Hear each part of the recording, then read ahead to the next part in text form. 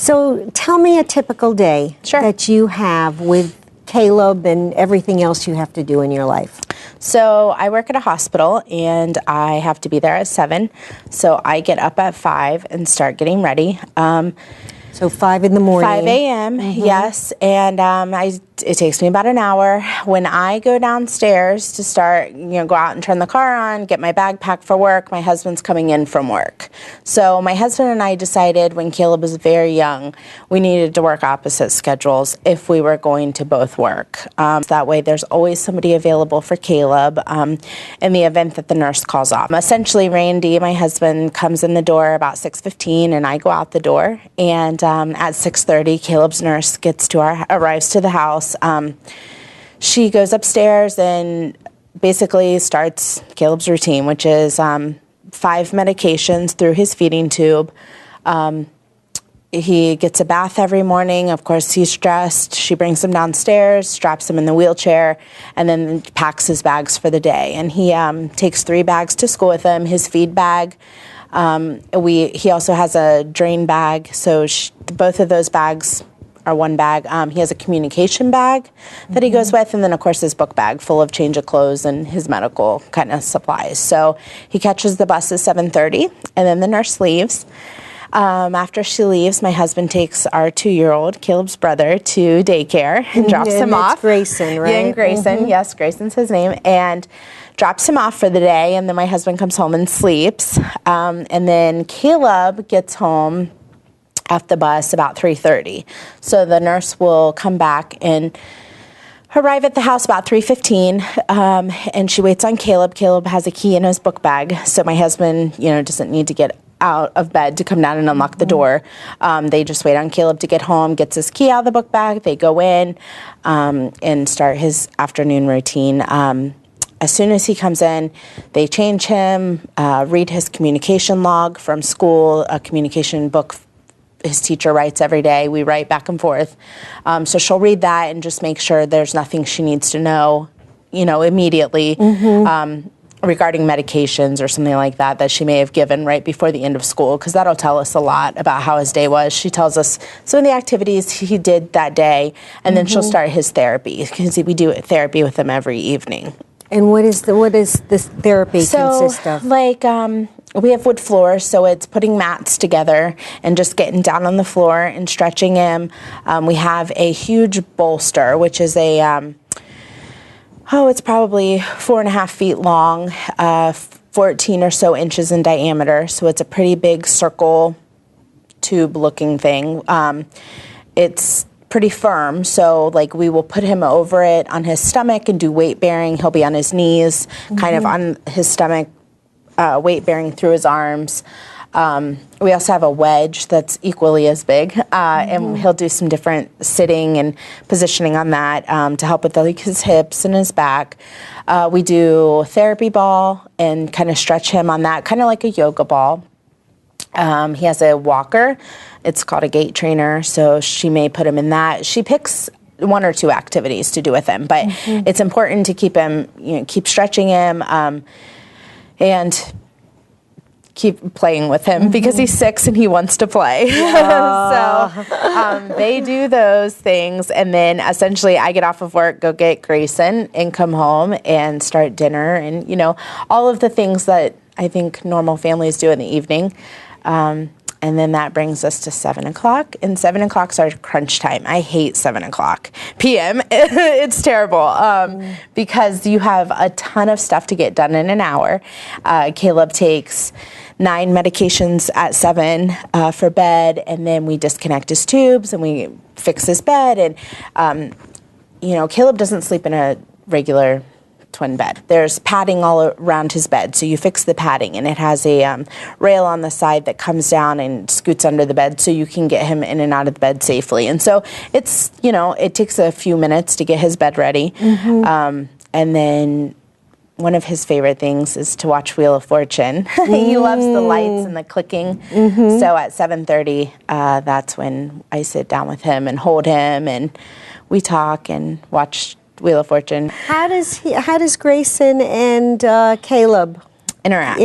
So when Grayson was a baby, an infant, I would say 6-8 months, I'll never forget Caleb because he's nonverbal, and he looked at me one day with such disgust on his face. Like, I cannot believe you have done this to us, because Grayson just cried all of the time. You know, he was a typical infant. So, and I used to tell Caleb, I know, buddy, I'm sorry, it will get better. So it has. You know, Grayson's gotten out of that kind of infant stage, and now he's moving around, and Caleb loves any type of interaction. So it's awesome because it helps Caleb. It promotes him to get his head up, kind of look around, take in the scenery, see what's going on. He's very interested. He's very intrigued by his brother. And somehow Grayson understands that you have to be careful with Caleb. So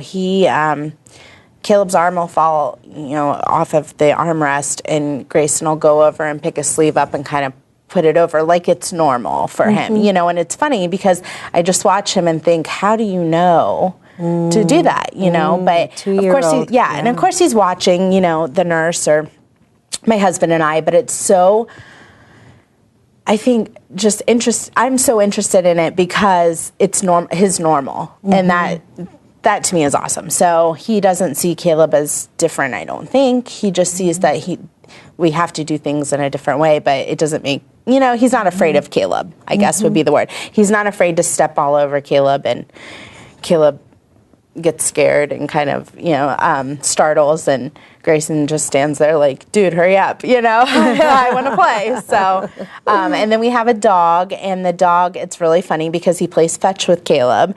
So he will bring the ball to Caleb and pop it in his lap, and he'll sit 20 minutes waiting on it. And it's funny because any type of movement Caleb does, and our dog will jump up and grab the ball, I mean, really gentle, and Caleb will laugh, and our dog throws the ball, and then he runs and gets it and brings it back and does it again. So now, and Caleb cracks up. So now Grayson is in kind of that mix too. So it's just awesome because they can play together even though Caleb isn't able to kind of do purposeful movements. What kinds of supports do you feel that you need and you get? Unfortunately, I think you're not aware of what support systems are available until you start to go through it.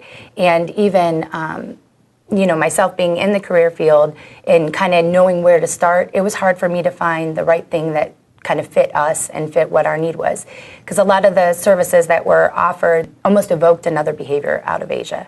So this person would come in our home to try to help us with certain things, and it would just instigate her getting upset and then spiral into another behavior. Or going and waiting at a doctor's office for a therapy session, then the waiting would increase her anxiety, which would elicit another behavior, and then you know, trying to manage that behavior and 2 other children and keep them safe was very challenging. So finding what fit for us was hard.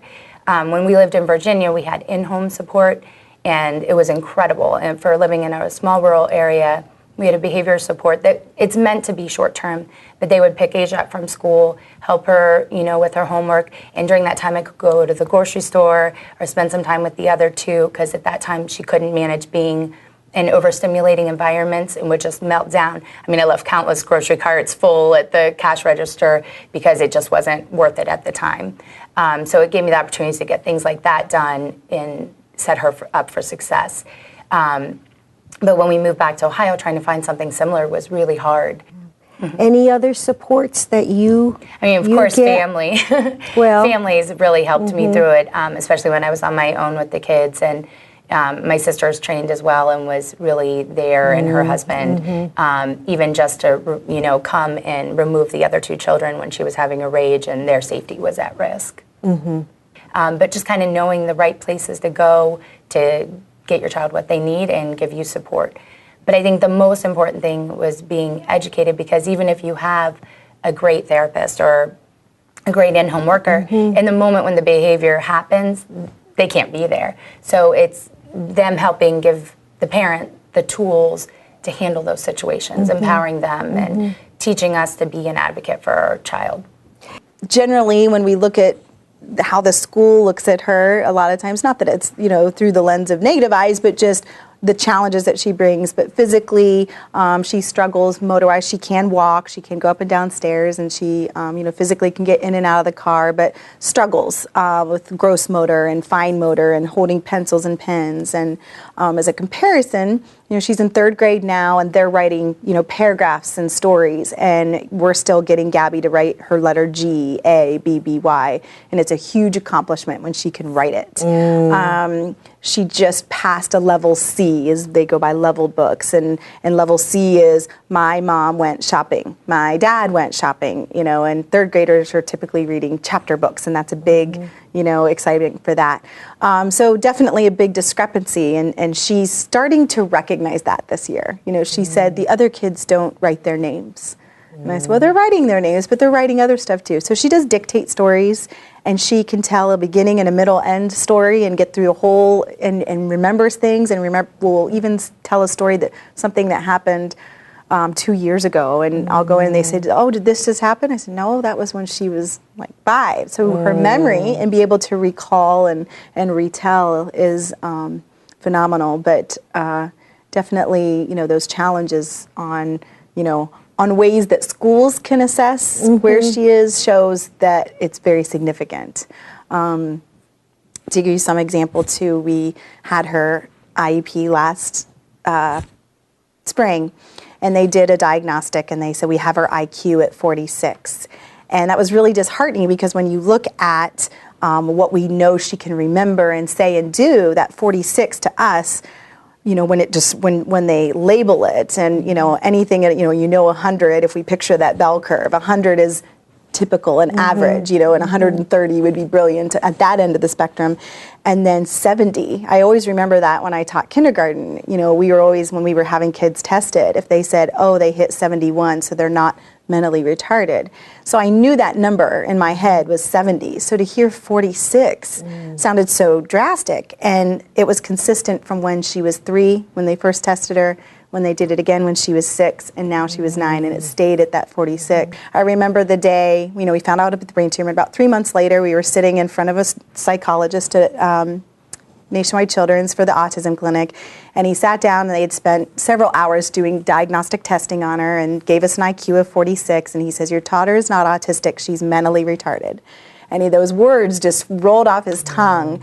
And I always say with people, that day was harder than hearing a brain tumor, and it dumbfounded me that I felt that way. Because I thought, well, of course, a brain tumor should be devastating. That's life-threatening. Mental retardation is not a life-threatening condition. But, I processed later, and of course she was 3 and she's 9.5, almost 10 now, that, over years of processing, I thought, I think I felt that way because I knew a brain tumor could possibly be treated with chemo, which it was. She went through a year and a half of chemo. Or it could be taken out maybe, but I knew in my mind, mental retardation could not be fixed, and that I was going to have to deal with that and deal with cognitive delays and advocating and everything in a whole different journey than what my typical daughters would go through forever. Wow. That was forever. I was just sharing a story the other day. We were driving in the car, and she goes, I want to drive a car. My first reaction, anytime now Gabby says something she wants to do, and I should backtrack, when we heard that IQ 46, the psychologist very plainly just says, which means she'll never be able to drive a car or balance a checkbook. And it was just this, that's what she'll never be able to do. And you're just looking at them going, okay. So this whole car and checkbook thing, rolls in my mind. And so when she says she wants to do these things, like I want to be a mom, or I want to babysit, or I want to drive a car, I immediately go into mom grief mode, which is, she won't get to do those things. And so I get mad that I feel that way, but then I think, I got to be realistic. And then it goes the whole little cycle. And I said, well, Gabby, maybe you'll drive a car. And then she goes, and I'm going to go to college. And so now the past week it's been, I'm going to go to school so I can go to clown college. So has she always been in an inclusive classroom? Actually, no. When she first started here, when we left preschool, I should say, she immediately was placed in an IEP when we started that process, and she started at here in Newark, Ohio. We had a school called ES Wyant, which was preschool throughout Newark City Schools District, where we all went into one building, and it was typicals and typical developing students and children with disabilities. And it was 50-50. So I remember at the time when it started being very new to special ed thinking, this is great. We're, special ed kids get to be with all the typical kids, and thinking that was the standard. So she went through 3 years of preschool, and I kept her until she was 6 so she could start kindergarten a little bit older. And we were sitting down for the IEP coming into kindergarten here at Legend. And there was a multiple handicap unit here at Legend at that time when she was starting kindergarten. And they said, no, based on this IQ and based on her toileting issues, she will be in the multiple handicap unit.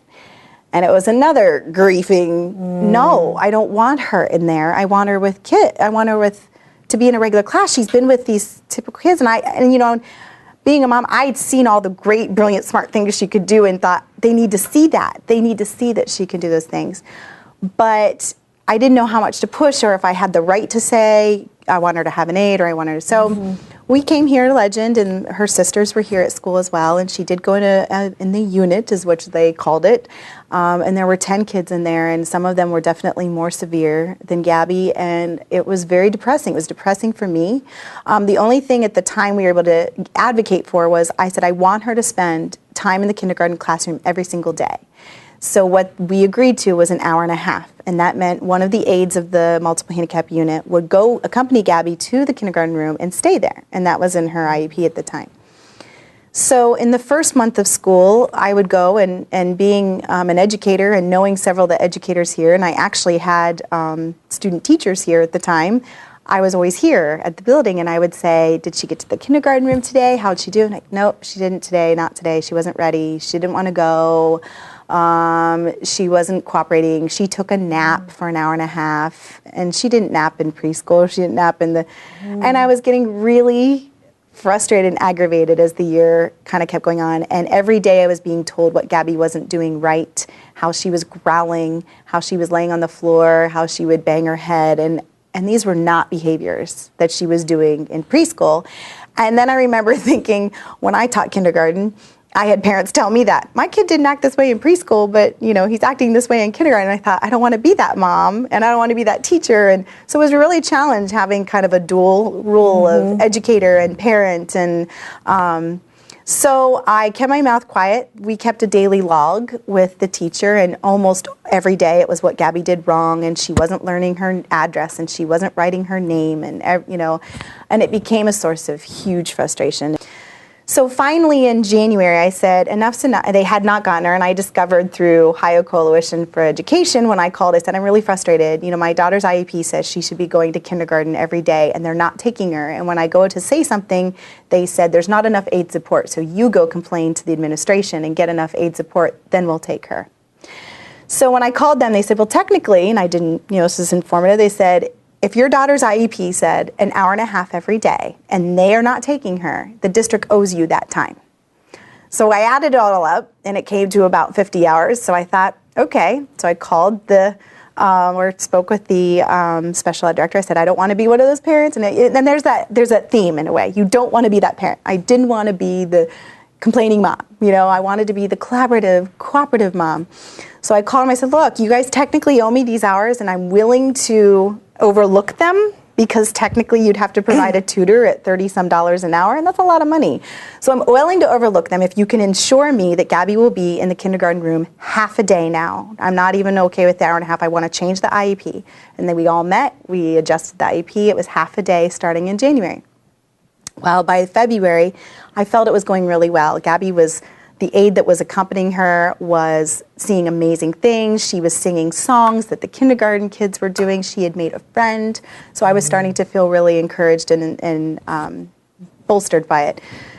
So I went to the conference, and I sat down with the teachers and the special ed teachers at the time, and they said, you are hindering Gabby's progress by making her go to the kindergarten room, because we can't meet her goals. If you continually demand that she be in the kindergarten room, then we shouldn't be responsible for her goals. And I got so fed up, I said, fine, don't worry about her goals, because socially she's growing. And one of the aides says, well, the kids are just doing her work for her. She's not learning anything. They're just doing it. They're just writing her letters for her and showing her. And I said, well, at this point, socialization is so important to me. And they said, well, we didn't know you didn't care about academics. I guess if you don't care about academics and all you care about is socializing, then fine, we'll let her go. So it was not a pleasant meeting. And I have two older girls that are, straight A students, and it was very uncomfortable having a bad parent-teacher conference. And how do you feel about the types of services that are being provided for her? She's really come a long way, because there was a time she was in a completely self-contained ED, emotionally disturbed classroom, and had a lot of really aggressive behaviors, and caused physical harm to the teachers and got suspended. And so the fact that she's able to be successful in a classroom with other children is remarkable. And for the first time this year, since she was in first grade, we have academic goals, not just behavioral. So that was really big. And they were worried how I was going to take that she was functioning 3 grades behind. I was like, you have academic goals on there? They didn't realize how empowering that was, and what a milestone for us that was, that we had kind of gotten her more regulated. And the progress Gabby made from February until May at the end of the year surpassed anything she had ever done, being in that typical classroom. To me, the biggest accomplishment was last year when Gabby was invited to a birthday party on her own accord. The mom specifically got my phone number and called me and said, we really want to have Gabby. I don't know what Gabby's disability is, but my daughter can't stop talking about her, and we want her there, and I don't know, is there any special instructions I need? And I kept thinking, I didn't set this up. They reached out to me. Wow. Typically it was my older daughter's friends that were doing things with Gabby or coming to birthday parties. It wasn't, that. So, and I thought that was, to me, inclusion at its best. Now, you said you're an early intervention teacher. How do you see that role and your role as a mother intersecting? They've merged a lot, and they continue to. I really know what it's like to be in their shoes, and it helped me understand more of what my families needed from me as their teacher. Also, it did kind of divert my career path, because Asia started exhibiting a lot of behaviors when she was 4 or 5, and I didn't know how to handle them. Coming from a very developmentalist approach and child-led and following their lead and this real naturalistic learning, and she was walking all over me, and I couldn't manage her behaviors. So I actually changed my career path, and I started studying children with autism, and I got trained in behavioral interventions and behavioral strategies and doing in-home care with kids with behavioral disorders. It not only helped me professionally, but also personally, to be able to handle and manage her behaviors at home. And what kind of advice would you have to develop partnerships? First and foremost, I'm like, get the dialogue going, even if it's those handwritten notes. I always, if my daughter's teacher hasn't established it, I immediately send a notebook and say, can this be our communication log? Because sometimes it's just a quick note. Gabby had a rough night, or Gabby's in a bad mood today, just warning you. And things like that. Things that, I tell parents, you need to be present. They need to know you. Because sometimes you're, trying to bridge past that fear of, oh, they're judging me, or, I don't know as much as them. The first thing I say to parents is, no one will ever love or care for your child as much as you do. No one. Okay, they care about what they're doing, but this is another patient. Just like for my kids' teachers, they may love these kids, but it's still another student. I care that much about her, and I care that much about her progress and her health and her, so I have to advocate. Nobody will do it for me. So I'm always strongly telling parents, you have to. And then I also share with teachers, when I can, that they do care. Don't make the assumption they don't. That even when things are going smooth, I get nervous at the end of the year going, I have to do this all over again. Hope that they get to know Gabby and the real Gabby that I know. Hope that they don't immediately see the deficits and everything that she can't do. With Caleb's diagnosis, he is nonverbal, and often we heard when he was younger, don't expect him to ever talk or understand what is going on, or even engage in any type of interaction. So I don't know, as a parent, you believe, I think, the specialist and, the doctors, and they're not saying it to be mean, but statistics show that that is the outcome of, this type of injury. So I never expected him to really engage or look around. So a speech therapist came to us, probably when he was 2 or so, in preschool. He's been in preschool since he was 1. And she said, I want to start these things. And I was like, yeah, okay, go ahead. I mean, I'm all for it, but I have no idea what you're going to do with him, but do what you want. So she would take him every week and kind of figure out, essentially, at the beginning it was figuring out, can he move his head on purpose? Can he move his arms on purpose? And she started explaining to me all of the different kinds of things that special needs kiddos can use, one being switches. And when she said switches, I thought of like a light switch. I had no idea what she was talking about.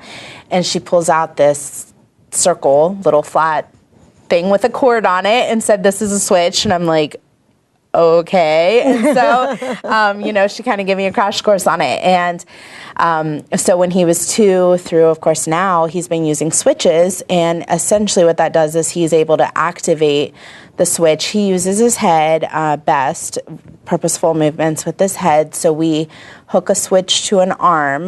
The arm's hooked behind him. If he's in his wheelchair or a seat at home, we hook these they're called gooseneck arms, behind him, and we bring them up around the back of his head, and we Velcro these little switches on, and we plug these switches into a computer. And let me think of a game. He plays this nursery rhyme game, and he picks 2 different stories, Humpty Dumpty or Three Little Pigs. So he'll pick between those 2. And then throughout that story, he's able to make different selections and make that story So he'll pick different. it through the computer, or So it's on the computer, and then essentially the left switch is the scanning, and the right switch selects. So the 3 Little Pigs went to the market, and then the market will pop up, and it'll say, at the market they bought candy or they bought a toy, and it gives them 2 options, and then it highlights one of the options, and he uses the left switch, and he goes candy, hits it again, and it goes the toy, and then if he wants to pick the toy, then he hits it on the right. This story is, the narrator has a accent from England, and Caleb thinks it's hilarious. So he'll pick the toy, and then there's a back button, and he'll go back to back and hear it again. And, it's just really funny because he purposefully, changes the story, and he cracks up. So it's funny because with those switches now, he's been using them for 4 years. And we just, this year, was given a iPad. And with the iPad, he's able to do all of these things and even more. So now we can buy apps as opposed to buying these computer games and, downloading the games and, it didn't work, or, there's all these different apps now. And so he got it for Christmas, and we hook the switches into a Bluetooth switch adapter, and that's how he activates it. But that said, so there's also a communication app, and so that's how he is able to communicate with us with these switches. So he's able to tell us a lot, and we ask him things. And prior to the whole technology part of it, we were using a flip chart that the speech pathologist had put together, and they used it at school too, and it's better than nothing. It's a lot of work, flipping back and forth and waiting for him, because with a flip chart, you don't have a switch to select. So you're waiting for him to give you any idea that, look at the picture or smile when you point to the picture. So you're really, it's a guessing game with the flip chart, but it is awesome, compared to not having anything. Can you talk about the program that he had been in last year or a couple years ago? So he went to the same preschool from 1 to 5.5, essentially. I kept him back out of kindergarten an extra year, just because we had an awesome speech pathologist, and I really wanted that extra year with her. But in that program, it was a special needs preschool with typical children as well. So he was in a class with both kids that had special needs, and actually he was one of the only ones in a wheelchair. So, it could be kids with autism, learning disabilities, and then of course his extreme of being in a wheelchair and nonverbal. So kids from all different, all a wide spectrum. Like if Caleb was going to do a test or work with the speech pathologist, they would get so upset and they'd be like, well, we're supposed to play blocks right now. Caleb wanted to play blocks with me. Wow. So, it's funny because kids are very forgiving. And at the beginning of the year, they'll say, what happened to him? And the nurses or I or whoever just pretty much says, he got hurt when he was born. And they're like, okay. And they just pull his wheelchair and they run across the floor with him. So, and I'm huge, and I would tell Caleb's nurses, let them push him, let them run him into things. I mean, of course, not on purpose, but if they want to push him and they accidentally run into the wall, let them do that, because Caleb is a boy and we're not coddling him and we're not protecting him, because he needs to do things and he needs to be like a typical kid. So, So this year he's in a different program. So he went into kindergarten. And I had a lot of anxiety about that. I had a lot of sleepless nights, I guess. What were you anxious about? Well, of course, I don't know the school. We've been at the school for 5 years. I know we walk in their front door, everybody knows Caleb, and they were our family. They went through a lot with us, deaths and births and, illnesses with Caleb and birthdays and all these things, and 5 years with them, and they knew what worked and what didn't. And now we're going to a new school, and we're really depending on his IEP to explain how he is. One huge thing I had a lot of trouble with was putting him on the bus for the first time. It was the first time ever I have put Caleb in another vehicle that I wasn't in, or I think the hardest thing was the first time that he was driving away from me, and driving away from me with no one that he knew. So he had a nurse that went to preschool with him, and I transported, and of course I drop him off at the front door, and the nurse that's been with him for a couple of years goes in with him and spends the morning with him in preschool, and I pick him up. Kindergarten, they have aides at school, and so he didn't get to take a nurse with him. And he seizes 20 times a day, and he has a feeding tube, and he's feed tube intolerant, so he retches and coughs a lot, and he's my baby, so I was really, really concerned about it. So it was the first time I put him on the bus, and he drove away from me, and his head was down, and I thought, he has no idea what's happening. And I stood there and cried for a long time. And I still, 6 months into the school year, have a little bit of anxiety with it. Of course, it's easier, but that was huge, and I didn't expect that. I didn't expect that to be that hard. So he's in a class with mostly kids who have special rights, or all the kids? Yep. In his class, there's 5 of them. 5 children who have special rights. Yes, and there's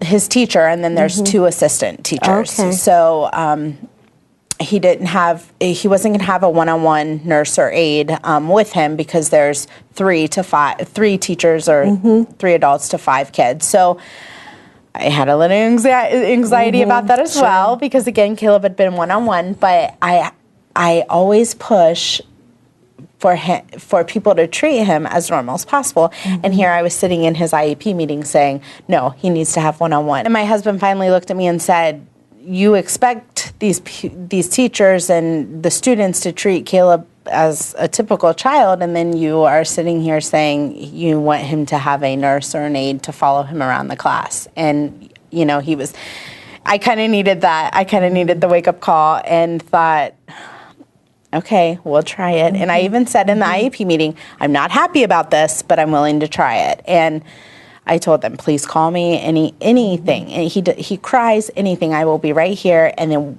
I really pushed to revisit the IEP 4 weeks after school started, and everybody agreed. And I thought, I left that meeting thinking, all right, in 4 weeks I'll have a nurse. I can make it through 4 weeks. And we went back 4 weeks later, and they were like, he's doing great. And I'm like, yeah, I know. So it ended up being okay, but it's hard. He had somebody with him for 5 years. Can you describe the rest of the school? Sure. Okay. So the school, the kids that should go to that school, the kids that that would be their home school. They go there. And then we're in a pretty big district, Columbus School District. And so the kids that have kind of, I don't know, more challenging needs that need met, you have the option to enroll them then in his school. So they do bus kids in from all over the city, but then again, it's full of mainstream typical children. So is he in any of those other classrooms as part of the day? Yep. So every day they do something with one of the typical classrooms, and it could be a couple of activities. So one thing would be like share time. So Caleb's classroom will go next door to room 7 for sharing, and Caleb loves it. He absolutely loves it. So, and Caleb gets to take a share toy on Wednesdays, and the kids love his share toys as well. So they also go to that room for centers and do different centers. I'm not real sure what the centers are they do, but it's kind of like a break in the day, and they get to kind of pick their own activity. So Caleb's class will go over there for that as well. They do all their specials, so like phys ed, reading, and art, that type of thing, with sometimes typical kids and then other times not. So I don't know, they try and integrate everybody, I think, as much as possible. And in Caleb's case, he's much happier when there's typical children around as well, because they're so active and they're doing so much. It really promotes him to get his head up, and he's really nosy. So it's funny because you can see him kind of start to look around, and it's just great because we're working on head control. That's one of his goals, and getting his head up. So I think the teachers make even more of an effort for Caleb to get him around those typical kids, because therapy-wise, it's great, you know, and so, and then OT, PT, and speech then come into the class as well, and they take him out of the class. Talk about what you all do as a family. So it's a challenge. Maintaining kind of a family life with a special needs child, and then you have a 2-year-old, and then of course we're both working. I think the biggest challenge in our case with Caleb, we try and find activities that have less noise, less lighting, you know, so we would not choose to go to the zoo for the day. That would not be something that would be fun for Caleb. Instead, we would go to like an indoor science museum, you know, and try and pick larger venues to do things, so we can kind of walk away and kind of escape if it's too much, you know, sensory overload for Caleb. I think I seek out a lot of the free activities, because an example, we paid to go see Sesame Street Live, and Caleb had a seizure as soon as we got there. So, and the tickets were like $35 a piece. In our community too, I've been just in all, they do a lot of sensory, they call it like sensory shows or sensory visits. So they have like a sensitive Santa visit every year. So the mall, like Polaris, will let special needs kids or autism kids come in before the mall opens, and they don't have their music on, the lights are lower, and you can see Santa. So that's the only way Caleb gets to see Santa, because we just can't do it with, you know, the whole crowd. So a movie theater does the same thing, and they keep their lights turned up a little, because in the dark it's just too much for Caleb. So there's that fine balance. It's either too bright or too dark. Any reactions that you get in public with Caleb? Tons. So he wears braces on his hands and feet to help him with contractures. And I will never forget, we went into Walmart one day, and this lady walked up and said, "What's wrong with him?" And I'm like, "What are you talking about?" And I'm looking at his outfit, I'm checking his nose, like, does he have something on his mouth? And she's like, "What are them things on his hand?" And it was terrible. And I was so upset, and I looked at my husband and I said, "What is she talking about?" And he's like, "I don't know." And she said, "Those things right there." And she points to his braces, and she starts pulling on them. And I said, "I don't know. The doctor just told me to put those on him one day. I shouldn't." And I just turn around and walk away. People are not shy at all. And it's hard. It's a huge challenge. And again, going back to, kids are very forgiving. Adults are not. So an adult will say, "What's wrong with him?" and keep going, where a child is like, "Oh, okay, who cares? Bye." You know, it's just so... he has a small head, so we get that a lot of times. What's wrong with his head? Why is his head so small? Why is his ear so big? And It's lack of education, you know, so I think it's huge and awesome and wonderful that we're teaching these kids at a young age and with inclusion and full inclusion, or, you know, not full inclusion, whatever, just exposing typical children to children that have special needs or special rights is huge, because I think it's going to just help the future. These, you know, make people more aware.